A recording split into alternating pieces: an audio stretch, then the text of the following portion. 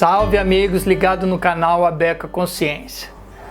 Hoje nós iremos entrevistar o professor Marcelo Sperli Dias. Ele é graduado em Oceanografia, doutor em Geofísica e professor da Universidade do Estado do Rio de Janeiro. E atualmente é o coordenador do Programa de Geologia e Geofísica Marinha. Eu sou o professor Ricardo, espero que aproveitem a entrevista.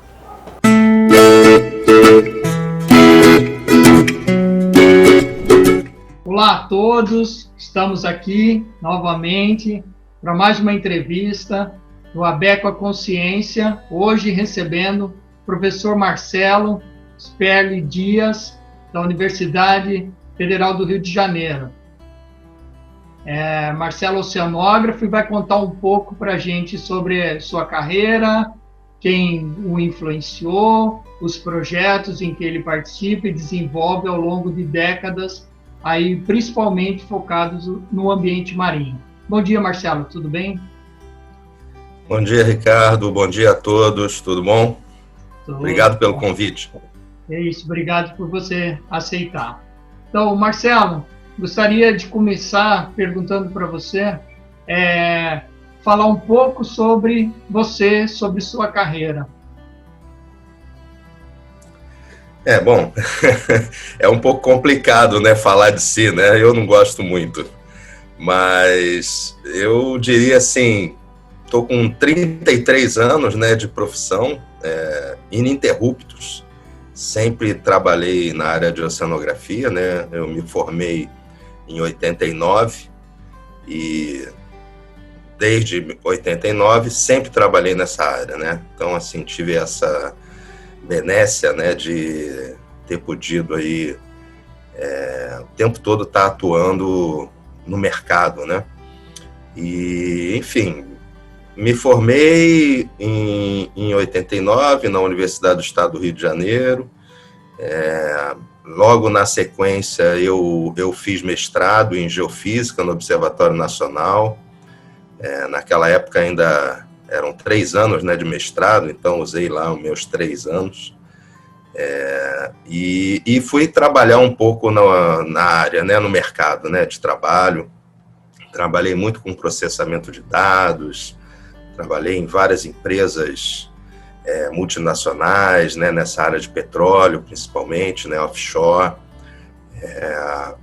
E aí resolvi fazer doutorado, né, depois de ter ganho essa experiência no mercado. Eu sempre tive, eu acho que uma vocação mais para o lado acadêmico, científico, né, e aí doutorado era essencial, né, e, enfim, tive a oportunidade aí de fazer meu doutorado no Lamont Doherty Earth Observatory, né, da Universidade de Colômbia, que sem dúvida é um dos maiores centros aí na área de geologia e geofísica marinha, né, precursor, né, de todas essas ciências que se desenvolveram nessa área.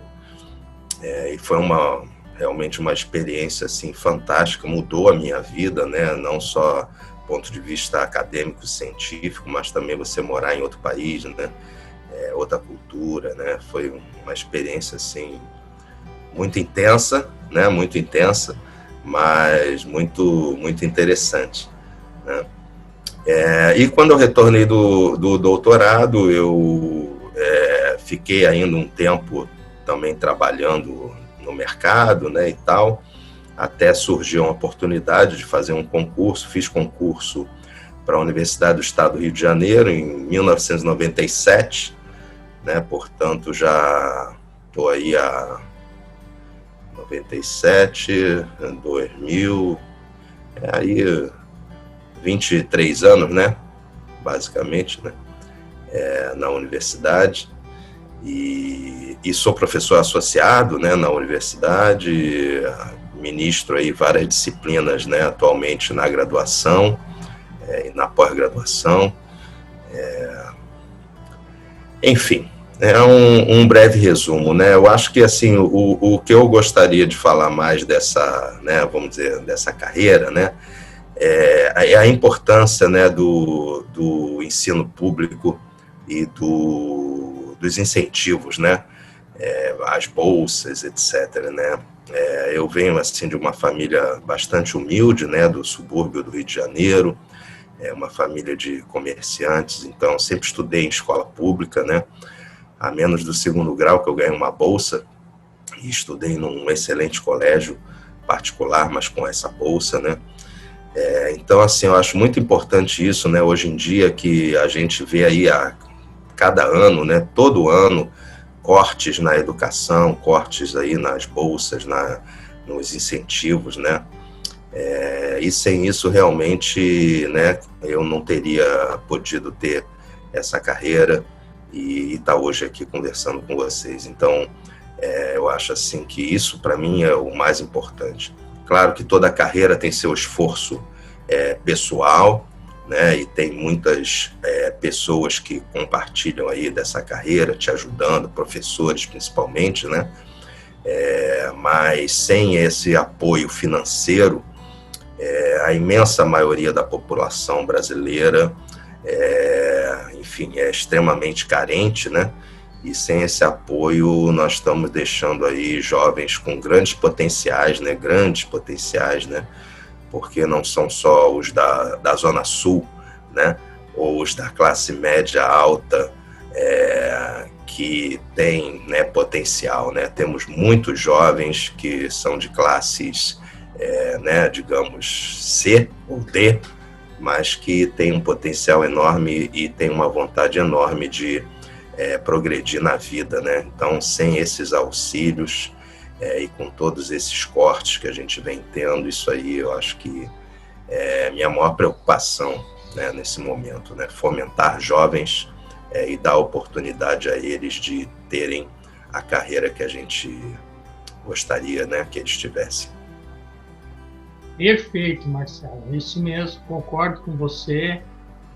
Eu acredito que também principalmente na pós-graduação, né, que é uma decisão, é um passo na carreira de aperfeiçoamento dos recursos humanos, a bolsa é mais do que essencial, né, independente da classe, não vamos tratar assim como classes, mas o profissional, né, então quando ele decide fazer um trabalho de investigação em nível de mestrado, em nível de doutorado, essa bolsa muitas vezes é a única maneira que ele tem de se manter, né? Então eu acho que realmente um país que quer ir para frente, avançando, ele tem que investir na educação, como uma das prioridades, né? Então, o que vai de encontro, por exemplo, ao nosso canal do Abeco à Consciência, né, que visa divulgar a ciência, mas também abrir horizontes para jovens que estão agora nos assistindo no YouTube e que não o conheciam ou não tiveram esse contato com as ciências marinhas, por exemplo, nesse caso, né, e que a partir dessa entrevista eles podem vislumbrar, né, tanto iniciar uma graduação nessas ciências da terra, ciências do mar, como uma maneira geral, né? Geociência sendo geologia, sendo oceanografia, sendo geografia, sendo biologia, enfim, todas geofísicas, todas essas multidisciplinaridades, né? Bem como investir aí numa carreira de sucesso como a sua, né? Em nível de pós-graduação, lembrando que, como o professor Marcelo bem falou, né? Então, inicialmente um estudante do Rio de Janeiro, depois um doutorando numa das universidades mais respeitadas do mundo, né, que desenvolveu um trabalho lá com sucesso e hoje ensina dentro de uma universidade pública federal aqui no Brasil, passando todo esse conhecimento, essa experiência, essa vivência, né? E aí agora, durante a entrevista, todo mundo vai ter a oportunidade de ver os projetos e como que eles se interrelacionam com a sociedade, né, e ajudam a impulsionar as pesquisas brasileiras. Aproveitando o ensejo, Marcelo, eu queria que você lembrasse um pouco daqueles professores e pesquisadores que influenciaram e que ainda influenciam a sua carreira, né? Como você disse, são essas pessoas que ajudam, né, a gente a tomar certas decisões e trilhar alguns caminhos, né? Como você já orienta e orientou muitas pessoas, houveram pessoas, com certeza, aí durante o seu percurso que também te influenciaram. Então, eu acho que agora um momento de lembrarmos né, desses cientistas que influenciaram a sua carreira. É mais uma pergunta difícil, né? Porque a gente pode acabar cometendo alguma injustiça, porque são tantas pessoas, né? São pelo menos aí 3 décadas dedicadas a isso, né? Só uma correção, né, Ricardo, rapidamente, para todos também. Eu sou da Universidade do Estado do Rio de Janeiro, tá? Não é federal, é a Universidade do Estado. Tá certo. Tá? Na verdade, correção. Isso é normal acontecer. Né? É o UERJ. Eu sou da UERJ, desculpa a nossa fala. Não, tudo bem, isso é normal acontecer. Olha, eu diria o seguinte, na graduação, né, começando aí, vamos dizer, na graduação, né, claro que eu tive excelentes professores também no 2º grau, né, mas na graduação eu diria assim que eu tive um professor que me influenciou muito e na época já era um professor bem sênior, né, mas talvez até por isso, né, com muita experiência, que foi o professor Luiz Muniz Barreto, né. O professor Luiz Muniz Barreto, ele dava aula de geofísica, né, lá no curso de graduação em oceanografia da UERJ, na época, né, e ele era também pesquisador do Observatório Nacional, né, que é um instituto do CNPq, e, salvo engano, o Observatório Nacional tem mais de 200 anos, né, de existência, foi fundado por Dom Pedro II, né? Então, realmente uma instituição de pesquisa, assim, né, mais do que secular. E ele era pesquisador lá e foi um dos primeiros professores que apresentou, né, me apresentou a geofísica, né, que eu me apaixonei até hoje, né, tanto fiz mestrado e doutorado em geofísica, né, apesar de ser graduado em oceanografia. E sem dúvida foi uma pessoa muito importante porque me deu a oportunidade de começar um estágio, né, no Observatório Nacional. Eu ainda era estudante de graduação.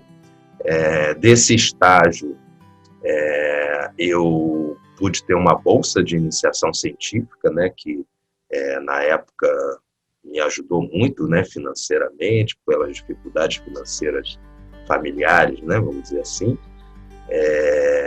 E abriu também, né, as portas para um mundo da ciência que eu, mesmo na universidade, não tinha, né? Então, naquela época, em 1985, por aí, né, eu entrei em 84, comecei em 84, uns 2 anos depois já estava indo para o ciclo profissional, né, 85, 86, as dificuldades eram enormes, né? Você, para conseguir um livro, você às vezes tinha que viajar para outro estado, para outras universidades, porque nem sempre naquela que você estudava tinha, né? Eu fiz muito isso na vida, né?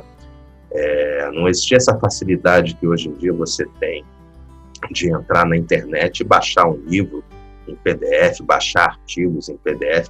Artigo, então, era um negócio que quando um professor ou um colega aparecia com um artigo científico, fazia fila para todo mundo tirar cópia, né? Porque aquilo era uma coisa rara, o cara viajava e trazia, né, aquilo. Então, quando eu fui para o Observatório Nacional, lá eles tinham e têm ainda uma das melhores bibliotecas que eu já entrei na vida, né? Então, assim, eu virei um verdadeiro rato de biblioteca, né, como se diz, né? Eu ia para lá todos os dias e ficava aí pelo menos uma manhã, né? Naquela época eu estudava tarde e noite, né? O curso de oceanografia era tarde e noite, e eu ficava pelo menos a parte da manhã lendo tudo que eu podia, né? E lá nesse estágio e nesse projeto que eu fazia com ele. Então, assim, sem dúvida foi uma pessoa que marcou muito, né, a minha vida, né? Dentre outros colegas de lá do Observatório Nacional, que foram também super importantes, né? Mas eu destacaria ele, né? E, sem dúvida, também professores que eu tive fantásticos, né?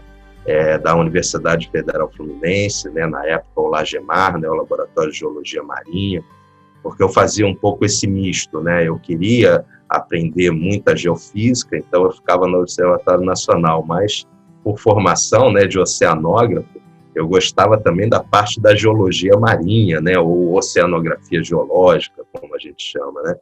Então eu fazia essa ponte, né? E lá no Lagemar, na UF, sem dúvida, tive assim grandes mestres, né? O professor Sidney Mello, que me ajudou muito, me incentivou muito e fiz muitos projetos com ele, né? Enfim, trabalhei muito com ele. O professor Gorini, né? Marcos Aguiar Gorini, foi meu orientador no mestrado, né? Me deu aula, assim, tive a honra de ter sido aluno do professor Gorini, né? Professor Zé Carlos. Aí vem uma fila assim muito grande, né? Enfim, né? São muitas pessoas, né, Ricardo? Sim, com certeza, ainda mais. É difícil citar todos, né? Esse é mais para lembrarmos alguns aí que nos ajudaram, mas com certeza a nossa carreira ela é feita dessa construção dia a dia. Ainda mais você que está envolvido em tantos projetos, e aí você vai nos contar sobre eles, sobre os eventos, né, que você promove, que as associações que você preside, ou que até já presidiu. E aí, aproveitando então, Marcelo, assim, hoje em dia, né, quais são as suas principais áreas de atuação? E que você explique um pouco para nós. Elas, lógico, você já falou da geofísica, da oceanografia, são grandes áreas, né, mas um pouco mais específico. Assim, ao longo da minha carreira, né, a gente, até por ser oceanógrafo, né, a gente acaba trabalhando com várias áreas, né? Mas eu diria assim, hoje eu foco muito na parte de geofísica de exploração, né? Ou seja, o uso da geofísica, todas as ferramentas geofísicas, né? Tanto os métodos acústicos quanto os métodos potenciais, né? Voltados para pesquisa do fundo e do subfundo marinho, né? E é claro que essa área de exploração ela está muito ligada à parte de recursos minerais, né? Então, assim, eu tenho vários projetos nessa área de recursos minerais marinhos, né? Falando de recursos minerais não hidrocarbonetos, tá? Já trabalhei muito nessa área de petróleo com hidrocarbonetos, né? Mas atualmente eu foco mais nos recursos minerais, vamos dizer, rasos, né? Jazidas siliciclásticas, carbonáticas, jazidas de minerais pesados, né?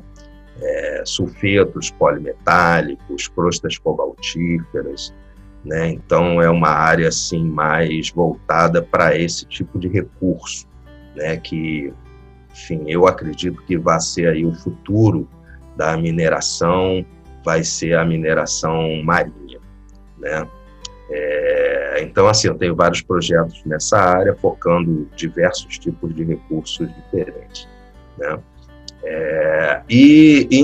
Não botaria assim, em paralelo, né? Eu atuo também na área de erosão costeira, né? Eu gosto muito dessa área. Foi a área que, vamos dizer assim, eu comecei antes de descobrir a geofísica, né? Mas, enfim, sou apaixonado ainda por geomorfologia costeira, morfodinâmica, né? E gosto muito da parte de erosão e vulnerabilidade da linha de costa, né? Afinal de contas, tudo chega, ou quase tudo chega, através desse nosso litoral, né? Inclusive a internet, como pouca gente sabe, né? As pessoas acham que a internet vem por satélite, não vem não. ela vem por cabo de fibra ótica, cruzando todos os oceanos e tem que chegar, né, no continente. Então, assim, o Brasil, com essa costa aí de quase 9.000 quilômetros, né, se você contar aí as baías, enseadas e tudo mais, é uma costa fantástica, grande parte dela, por diferentes fenômenos, é bastante afetada pela erosão costeira, até por conta de mudanças climáticas e tudo mais, né? Então é uma área que eu gosto bastante e atuo muito também. Eu diria que são essas duas linhas de pesquisa, geofísica de exploração e a parte de erosão e vulnerabilidade costeira. Legal. E bem interessante até mesmo pela tua própria formação inicial, né, que é a da oceanografia, né, que é um dos profissionais mais bem qualificados em trabalhar em obras de planejamento, né, do litoral. E quando você fala da geofísica, de exploração de fundo e subfundo, achei bem interessante, né, porque, na verdade, esses equipamentos em que você opera, em que os trabalhos exigem, né, eles conseguem, de uma forma indireta, né, por ondas acústicas ou elétricas, ou enfim, dependendo do local onde você está, ele consegue verificar as camadas que estão abaixo da superfície do fundo, né? Então, é o que a gente chama dos estratos da Terra, né? Então, é muito interessante e você vai falar mais um pouco sobre isso. Agora, Marcelo, já que tocou nesses assuntos, eu queria que você nos dissesse, né, como você vê que esse conhecimento que está sendo gerado por você e pelo seu grupo está sendo empregado pelos gestores e tomadores de decisão aí em diferentes esferas, né, seja poder municipal, secretarias do ambiente, seja esferas estaduais, governo, ou seja na escala federal, né, com a utilização desses resultados que você vem obtendo ao longo das décadas. Eu diria o seguinte, Ricardo, é claro que todo conhecimento, né, acadêmico, científico, ainda mais assim um conhecimento aplicado, né, porque eu acabo trabalhando com uma ciência muito aplicada, né, existem, claro, todo um embasamento, mas o produto final, né, dessas minhas linhas de pesquisa, eles são assim diretamente aplicados à sociedade, né, seja do ponto de vista de recursos minerais que geram, né, dividendos, né, aí de lucro, né, para os empreendedores, né, e portanto, né, contribuem aí de certa forma para a economia, né, do nosso país, quanto também a parte de erosão e vulnerabilidade, porque impacta, né, a vida dos cidadãos, né, de todo o país, né, e de várias áreas também, né, essa interface aí continente-oceano é palco de basicamente 70% aí da economia mundial, depende dessa faixa, né, de transição, em torno aí de 60% da população mundial vive também nessa área, então, assim, sem dúvida que qualquer um desses estudos afeta, né, e tem importância, né, vamos dizer, a nível de governo, né, e da sociedade também.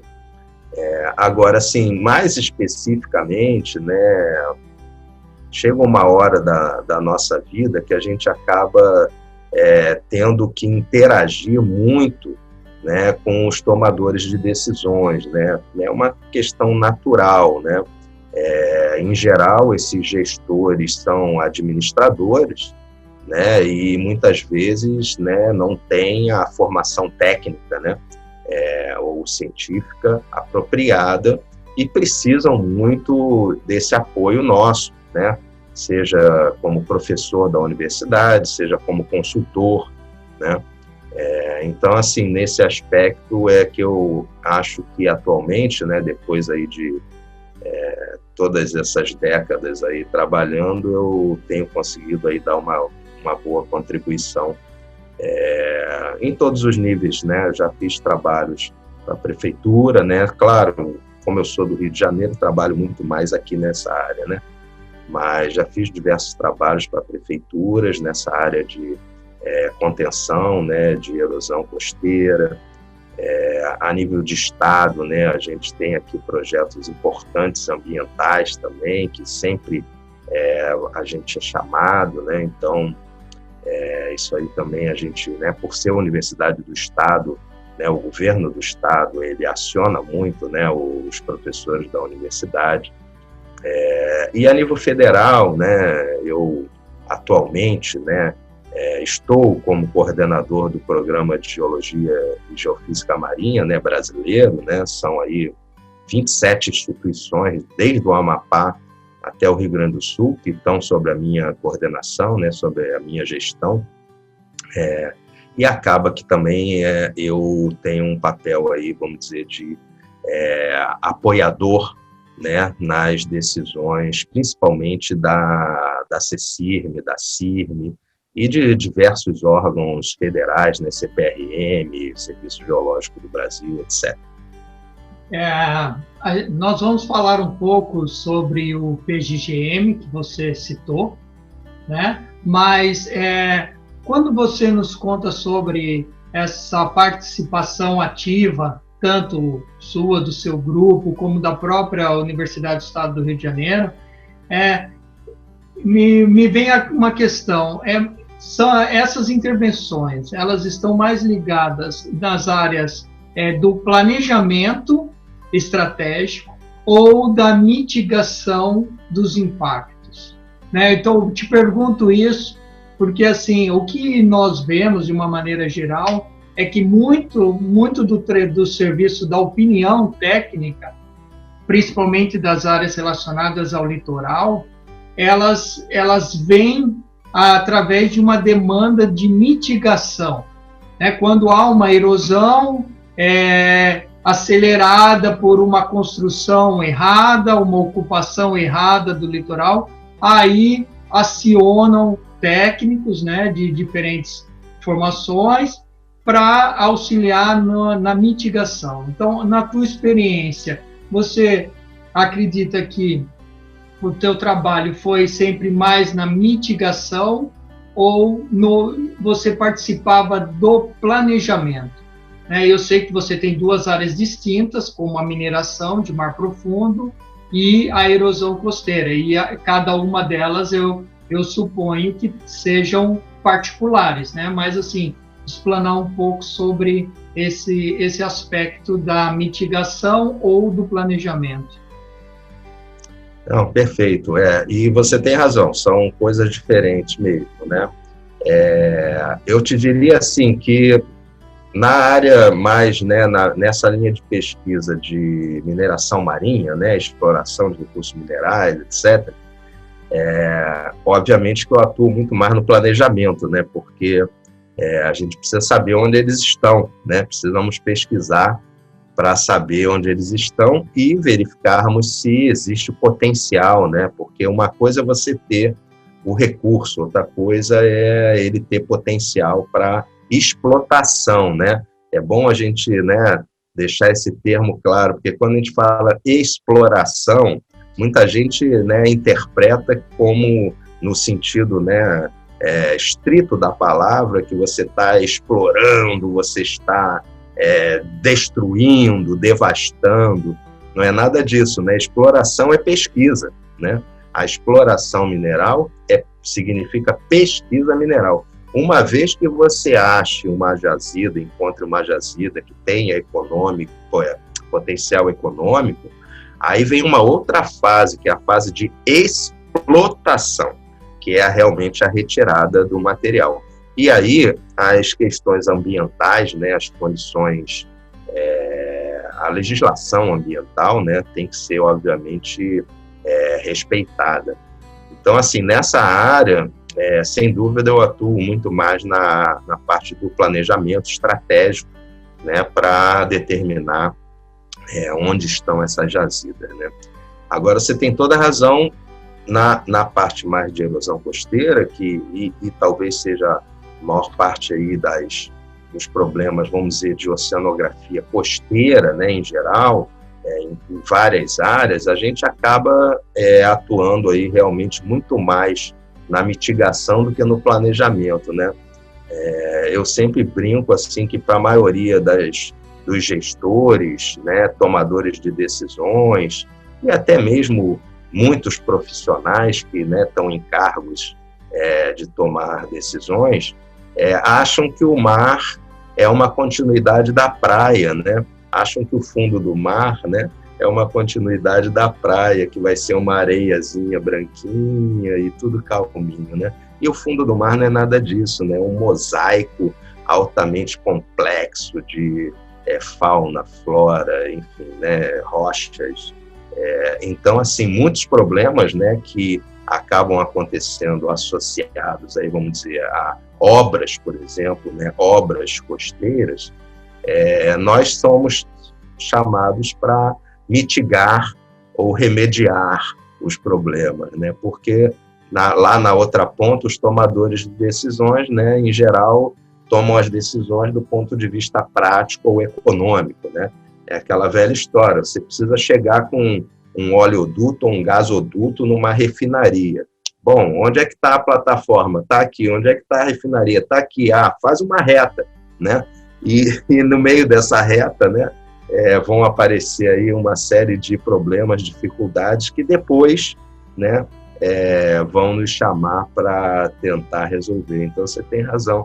Grande parte, eu acredito, até da oceanografia brasileira, né, ou das ciências marinhas, né, de uma forma geral, a gente acaba sendo chamado quando acontece o problema, né, e deveríamos ser chamados para fazer exatamente esse planejamento e evitar os problemas, evitar prejuízos, né, principalmente, né. Eu já trabalhei em projetos assim de bilhões, né, que foram investidos, por exemplo, numa área portuária, e depois se descobriu que não se conseguia ter o acesso a essa área porque existiam, por exemplo, rochas lateríticas no fundo e seria impossível você fazer o canal de navegação como estava planejado. Então, quer dizer, teve uma solução? Teve, mas poderia não ter tido um prejuízo enorme, né?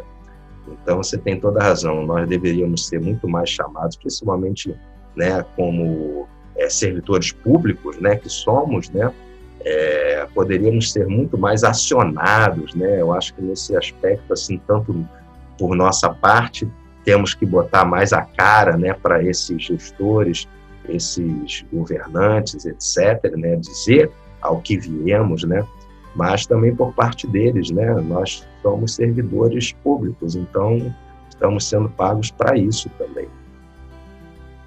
Com certeza.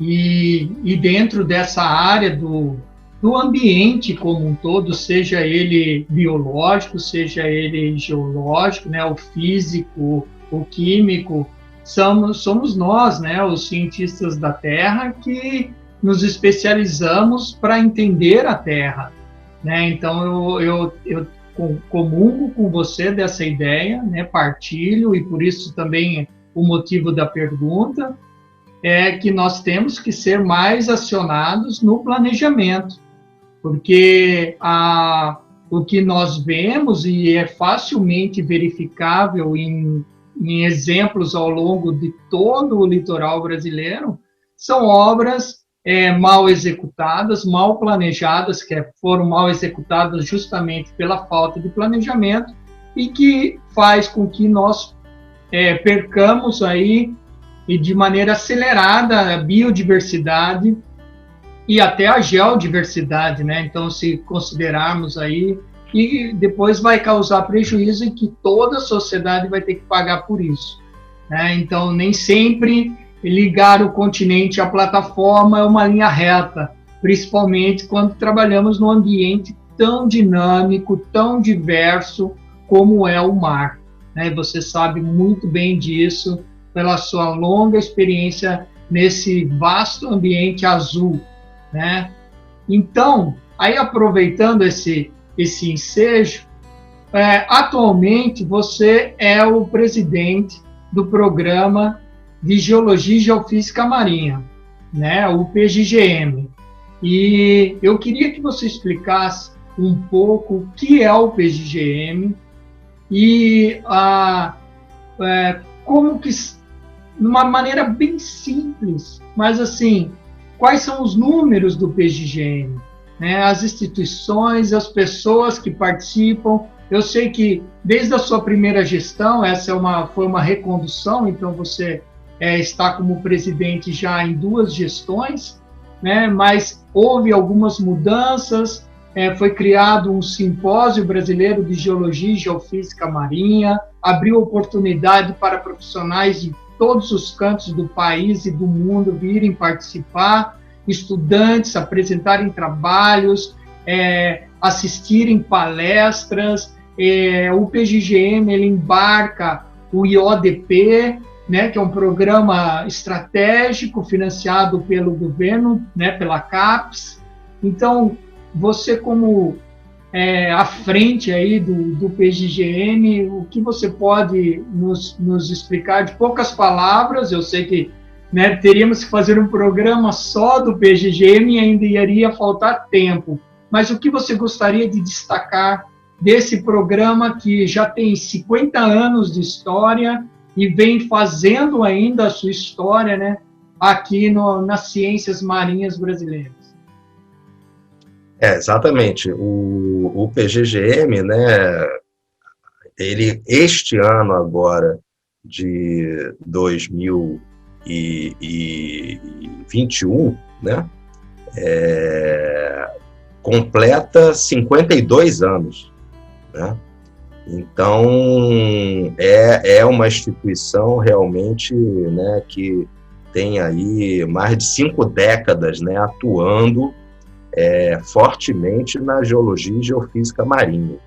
Né? Então, para mim, né, como pesquisador, né, e como professor desta área, né, de geologia e geofísica marinha, por toda a minha formação, assim, para mim é uma grande honra, né, poder coordenar, né, o PGGM já nessa segunda gestão, como você falou, né, porque assim, o PGGM em si, né, ele é composto de 27 instituições, né, são a grande maioria universidades e centros de pesquisa, né, com seus laboratórios, seus departamentos específicos nessa área, né, de geologia e geofísica marinha, que a gente chama de instituições efetivas do PGGM, né, e temos as instituições colaboradoras, que a gente chama, porque são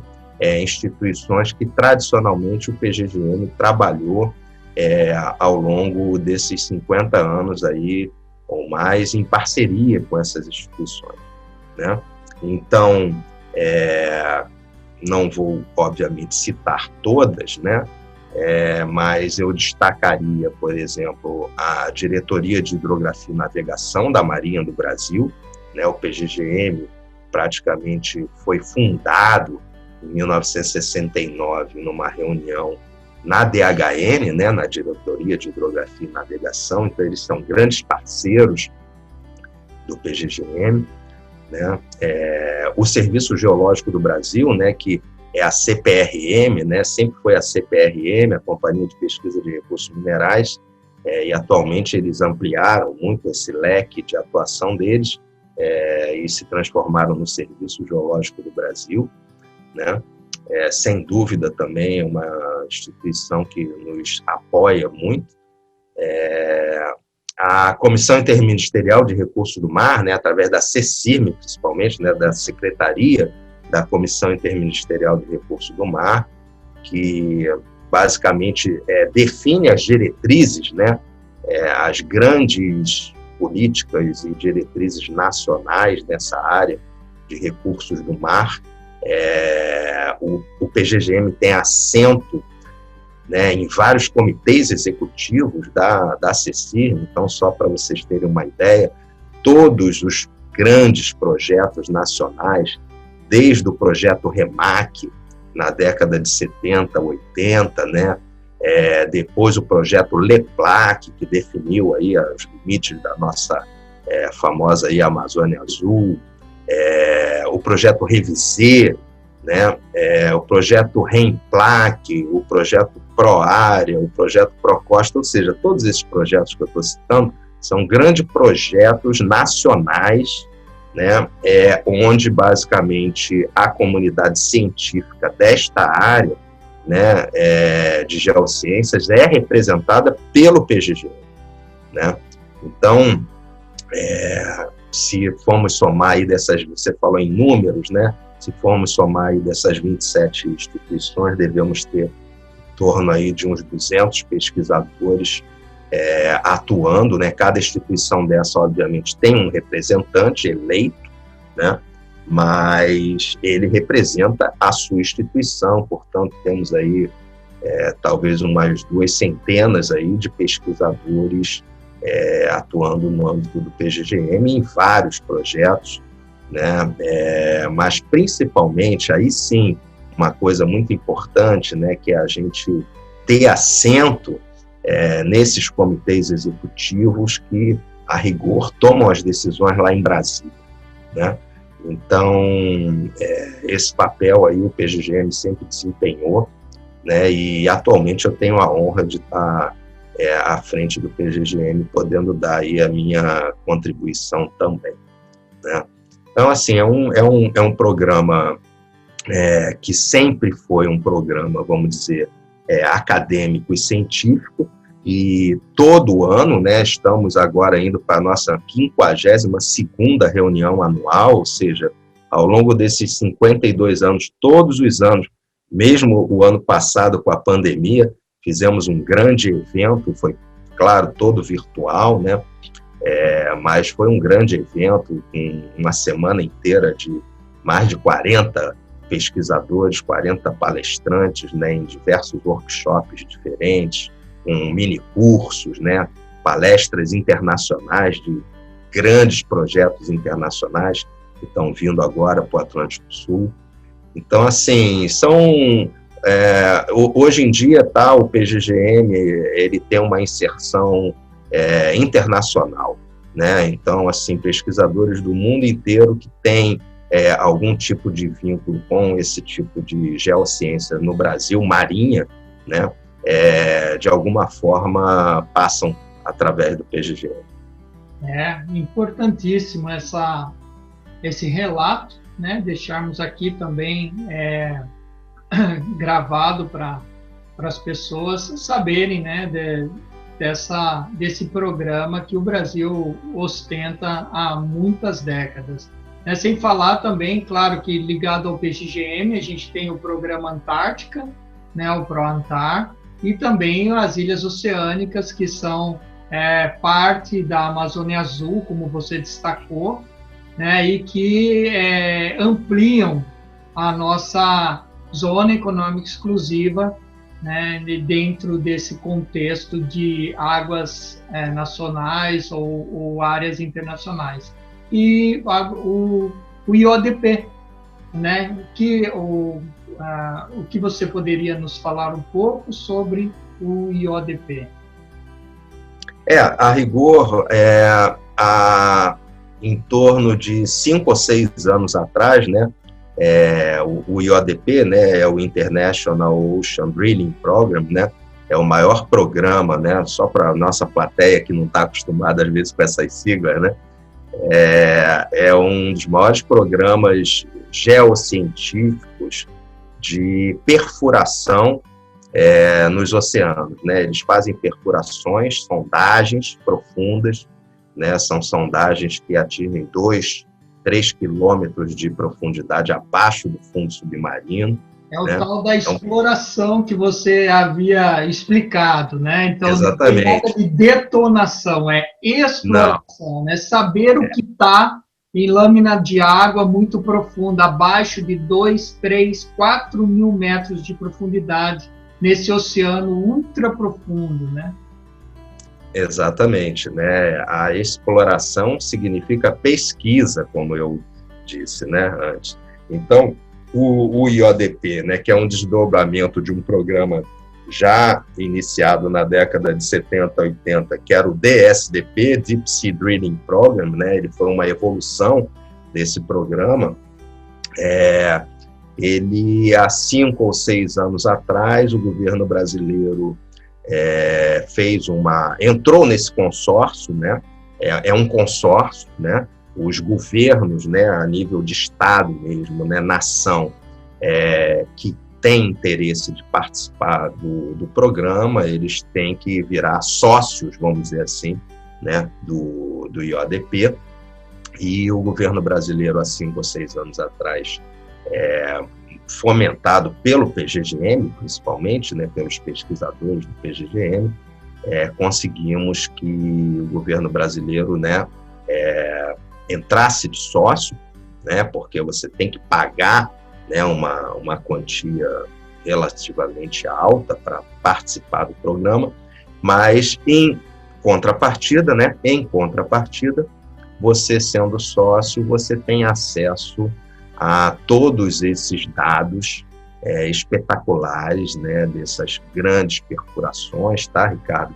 Elas são perfurações em águas profundas e ultra profundas, mas mais importante do que a lâmina d'água em si é o quanto elas atingem profundidades abaixo do leito submarino, né, que é um negócio fantástico.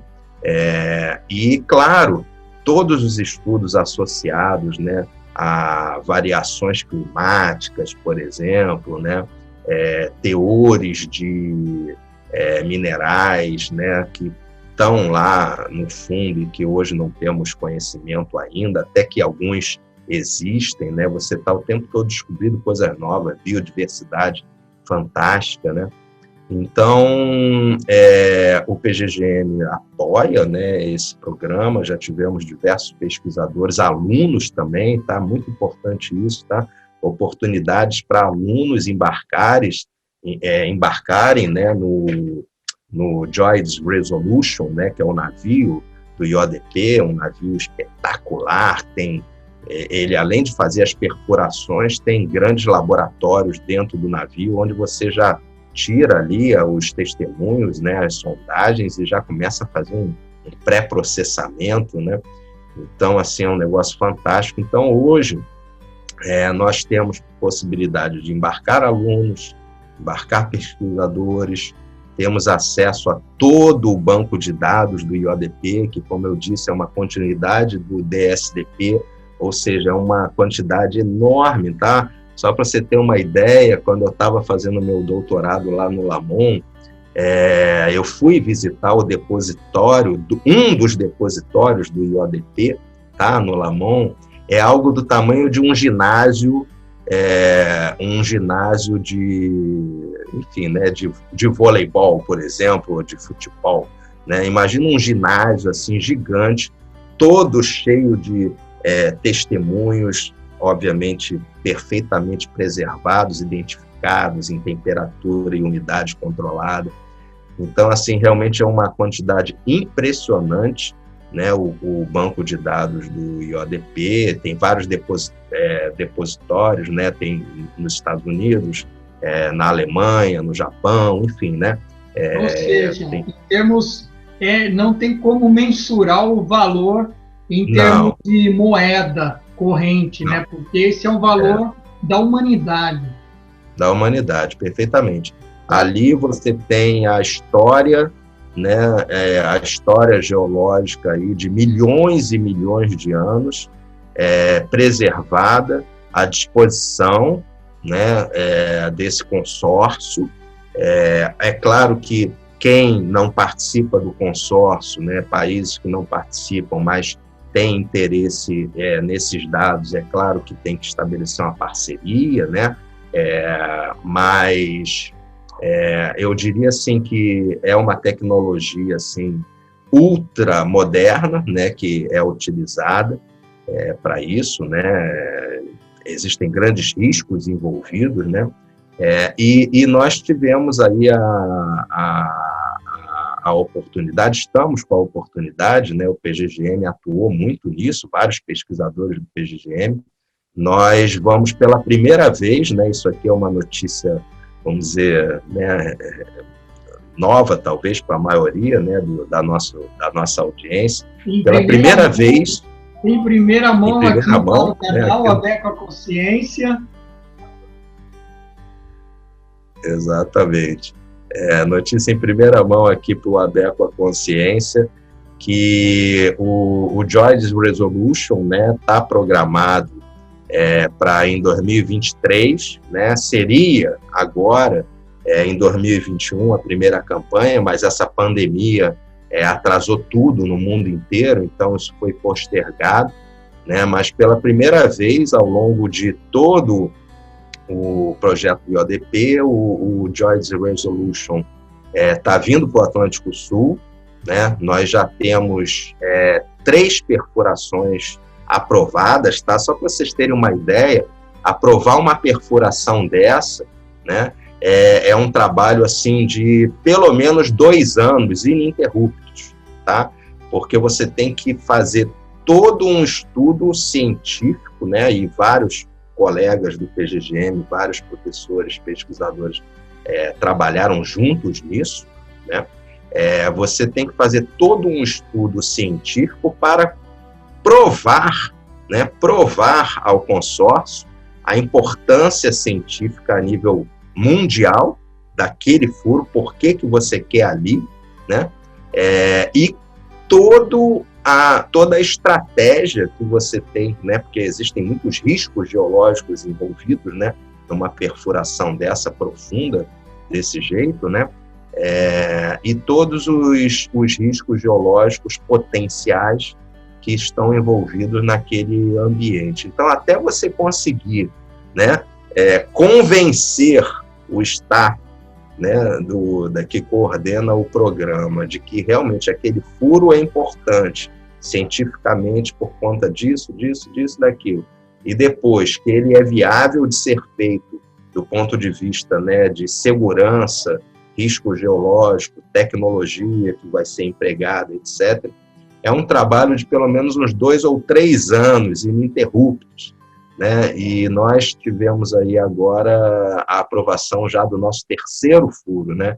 Então é um trabalho espetacular que os pesquisadores brasileiros aí nessa área de geologia e geofísica marinha, claro, através do PGGM, estão fazendo e nos colocam aí, né, no mesmo nível de qualquer universidade e centro de pesquisa americano, europeu, asiático. Com certeza. Marcelo, o papo está muito legal, né? Estamos recebendo informações aqui super interessantes, valiosas e com certeza uma grande contribuição para a sociedade que nos assiste aqui no canal do Abeco a Consciência, mas a gente está indo para as questões finais, né, de encerramento. Hoje, você é o vice-presidente da Associação Brasileira de Estudos do Quaternário, o ABEQUA. Então, nós estamos no canal do ABEQUA conversando com o vice-presidente atual da nossa associação. Eu queria que você destacasse a importância da ABEQUA e da década dos oceanos, né? Visto que em 2022 nós estamos planejando um congresso em Porto Seguro, na Bahia, presencial, aí esperamos que 2022 nós já possamos ter superado essa pandemia e voltarmos a nos encontrar, a nos abraçar, né? Então, eu queria que você nos falasse a importância da ABEQUA e da década dos oceanos.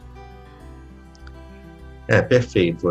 Antes de mais nada, né, para mim também uma grande honra, né, atualmente ser vice-presidente da ABEQUA.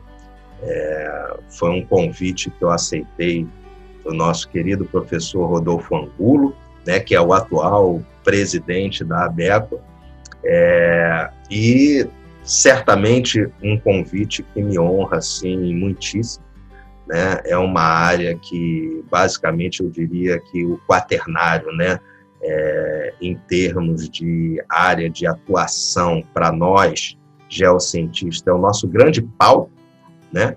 É o nosso grande palco, né? Basicamente, quase tudo que a gente faz hoje em dia, seja ligado aí à geologia ou geofísica marinha, em geral, estamos aí trabalhando no quaternário, né? Então, assim, é uma diversidade enorme de áreas aí dentro da ABECOA, atuação não só no mar, né, mas também em terra, né? O quaternário terrestre é muito significativo no Brasil, então temos aí muitos pesquisadores trabalhando na área de solos, por exemplo, né? Além da parte, obviamente, costeira e marinha, que sempre, digamos assim, foi a maior tradição, né? É uma associação que, hoje em dia, eu acredito que a gente precise ainda, né, trabalhar bastante na visibilidade dela, né? Então, isso assim é uma coisa que no PGGM nós fizemos muito, e eu espero aí, principalmente agora esse ano, que estou tendo um respiro, né? Depois de 3 anos coordenando o PGGM, eu vou até o final desse ano ainda estar nessa gestão, mas já estou passando um pouco, né, as tarefas para o próximo, né? Alguns dos candidatos a coordenar o PGGM depois dessa minha gestão. E eu acho fundamental, por exemplo, né, essa atividade que você está fazendo do ABECOA Consciência, que vai certamente trazer mais visibilidade, né, para a associação. Uma coisa importante, né, Ricardo, é que cada vez mais a gente, né, precisa, seja lá no PGGM, na ABECOA, atualmente eu estou como vice-presidente da seção regional fluminense da Oceano também, né, que é outra associação importantíssima para nós, né, a Associação Brasileira de Oceanografia. É importantíssimo que a gente saia um pouco, né, dessa esfera acadêmica e científica, que é claro que é a base, eu diria, né, do nosso conhecimento e é a base do que a gente pode oferecer, mas nós temos que oferecer mais à sociedade, né? Nós temos que mostrar mais o que nós fazemos, né? Então, durante muitas décadas, né, a gente vê grandes professores, grandes pesquisadores, muitas dessas associações muito focadas no lado acadêmico e no lado científico. É claro que isso é fundamental, é isso que a gente faz no nosso dia a dia, mas a gente precisa desdobrar isso, né, para levar esse conhecimento, seja levar como conhecimento ou também como forma de atuação à frente aí dos grandes projetos que precisam ser desenvolvidos no Brasil, né? O Brasil ainda é um país aí, vamos dizer, eu te diria que nessa nossa área de geologia e geofísica marinha nós estamos pelo menos aí uns 20 anos atrasados, né? E em algumas áreas eu diria 50, tá? Por exemplo, mineração marinha profunda, né, que hoje em dia já é uma realidade internacionalmente falando, o Brasil ainda está começando a pensar, né, em atuar nessa área. Então, isso é que eu acho muito importante dessas associações que hoje em dia eu tenho aí a honra de presidir ou coordenar, né? E é isso que eu estou procurando fazer e quero fazer nessa gestão, né? Levar mais esse conhecimento ao grande público, né? Ao grande público, aos tomadores de decisões, né? Então a gente precisa dar visibilidade desses nossos trabalhos fantásticos, né? Tanto trabalho lindo, acadêmico, científico, mas que muitas vezes se perde dentro da própria instituição, né? Ou se perde aí numa revista, numa publicação, que, né, é ótimo você publicar, é ótimo. Agora você tem que levar esse conhecimento de uma maneira mais acessível, né? a sociedade, até para que esses tomadores de decisões, né, esses gestores, que a gente reclama muito que eles não nos acionam, né, mas a gente tem que mostrar para eles o que a gente sabe fazer, né? Então é aquela história, o cliente não sabe o que quer, né? Tem um ditado desse, né? O cliente não sabe o que quer até que você diga para ele, né? Então é isso que a gente precisa fazer, e eu acho que o papel dessas associações, tanto da ABECO, quanto o PGGM, quanto a Oceano, e dentre outras, né? Mas essas são as que eu atuo atualmente, é fundamental. Ok, Marcelo, é isso mesmo. E nesse aspecto, só complementando, Ricardo, que você perguntou, eu acabei não respondendo, nesse aspecto vem os congressos, né? Uma das coisas que a gente tem investido muito, né, na retomada desses congressos, né? Claro que a pandemia agora está complicando bastante, mas a retomada desses eventos é fundamental, né? Vamos dizer, de 20 anos para cá, o meio acadêmico, o meio científico, ele virou um meio muito remoto, né? O professor, o pesquisador, ele publica, né, o valor dos trabalhos apresentados, né, em congressos, infelizmente, caiu muito em termos de você comprovar a produção científica, né, o que é um absurdo, né, é um absurdo. Então, a gente está retomando muito isso, né, fazer novamente simpósios, congressos, todas essas atividades onde você reúne os pesquisadores, reúne a comunidade, reúne os alunos, é isso que dá a oportunidade dos alunos verem o que está sendo feito naquela área, né? Isso foi muito desvalorizado, né, principalmente pelo meio, vamos dizer, acadêmico-científico, né, no Brasil, e, claro, sem você interagir, sem você se encontrar, sem você saber o que os outros estão fazendo, sem você receber críticas, né? Críticas, obviamente, construtivas, né? Você vai lá, apresenta seu trabalho, ouve a opinião de várias pessoas depois interagem contigo, te escrevem, chamam para parcerias, né? Alunos te procuram querendo oportunidades naquela área. Então, essa coisa de ficar de trás do computador escrevendo paper, né? Que cá entre nós, né? Me permita aqui esse desabafo, né? A imensa maioria eu chamo de lixo eletrônico, né? Com todo respeito, né?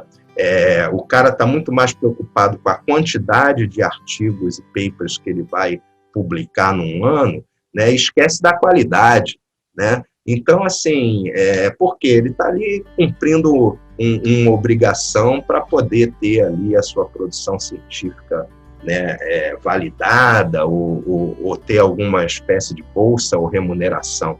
Então, assim, não que isso não seja importante, tá? Obviamente, a ciência, ela anda através da produção científica, seja de livros, artigos, revistas, etc., mas esse contato é fundamental, né? Então, nesse aspecto, eu tenho certeza que o 18º Congresso Brasileiro, né, da ABECO, que tá aí, estamos aí torcendo para conseguirmos fazer ele em 2022, né? Tivemos que adiá-lo em 2021, porque, ok, poderíamos fazer algo virtual ou online, mas é claro que não é igual, né? Então, estamos aí com uma visão otimista de que, quem sabe, essa pandemia aí vai nos deixar fazer esse congresso em 2022.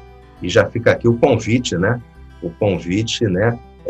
Para que as pessoas, principalmente, se associem, né, à ABECO, né? Participar do congresso é importante, mas é importante se associar, né? Todas essas associações, né? Elas dependem basicamente de recursos para a sua gestão, que vem do pagamento da anuidade dos sócios. E, obviamente, os sócios têm benefícios por se associarem, né? Então fica aí 2 convites, né? Associem-se, se associem, né?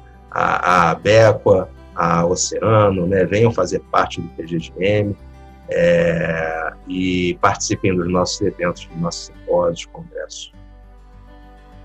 Isso mesmo. Associem-se, aproveitem também, se inscrevam no canal, ativem as notificações e deixem seus comentários. É muito importante a gente saber, né, o que vocês estão achando desse programa. E em relação a essa última fala, Marcelo, esse desabafo, como você o considerou, é verdade, né? Então, muitas sociedades, por exemplo, a sociedade britânica, né, eles fazem questão de se reunir, ter as reuniões anuais, sejam elas um pouco menores, de grupos um pouco mais específicos. Olha, somente os ligados ao mar, somente os ligados ao relevo, mas deles se juntarem de uma maneira que eles possam conversar abertamente, trocarem as ideias, e você vê a produção deles sempre superando, né, outros países, outros grandes países do mundo, né? Os artigos, a mesma coisa que você levantou. Às vezes você escreve um artigo e quando você passado 4, 5 anos, você vai ver a baixa citação desse seu artigo, né? Foi citado uma vez, 2 vezes.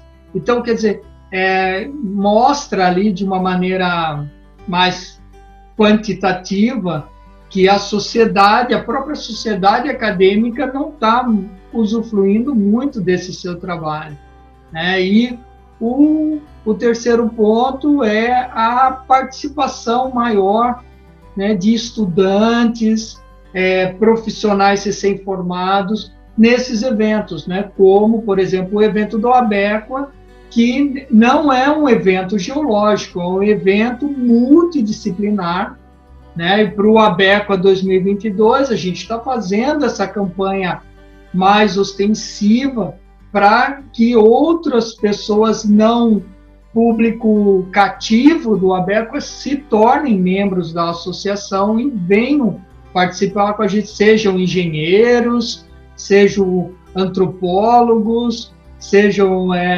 espeleólogos, enfim, trabalhe com águas subterrâneas, que trabalhe com mudanças climáticas, né, o pessoal da paleontologia também, que é uma área já consolidada dentro do Abequa, mas que venham ou que retornem, né, à associação, porque é só com essa pluralidade de ideias que a gente consegue fazer uma ciência cada vez melhor e colocar aí a nossa sociedade, a ciência em prol da sociedade.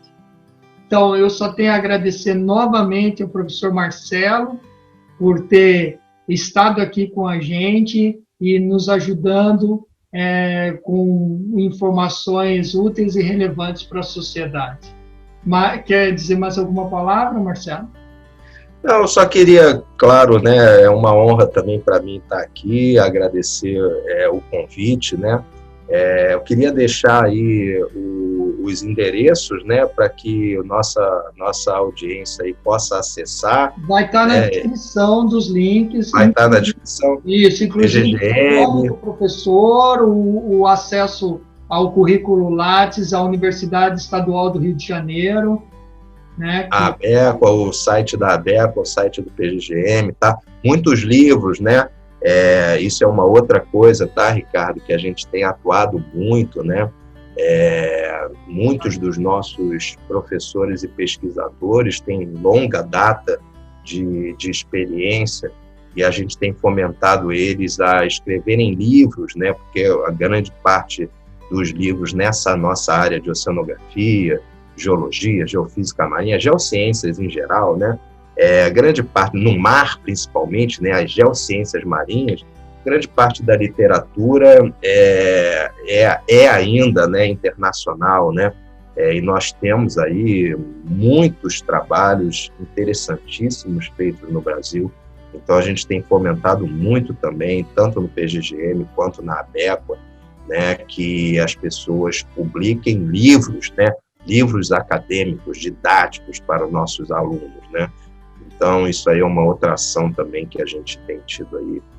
E depois você vai certamente aí deixar, né, todos esses endereços aí para que os alunos acessem. Eu já utilizo. Downloads gratuitos, são totalmente gratuitos. Livros espetaculares, totalmente gratuitos. Livros de qualidade, totalmente gratuitos, escritos em português, revisados, né? Então, por pesquisadores, professores aí de alta qualidade, disponíveis lá no site do PGGM, também no site da Associação da ABECA. Então tá, Marcelo, a gente encerra por aqui. Agradeço a audiência de todos e nos vemos no próximo vídeo. Um grande abraço, até mais. Um abraço, Ricardo. Sucesso. Tamo junto.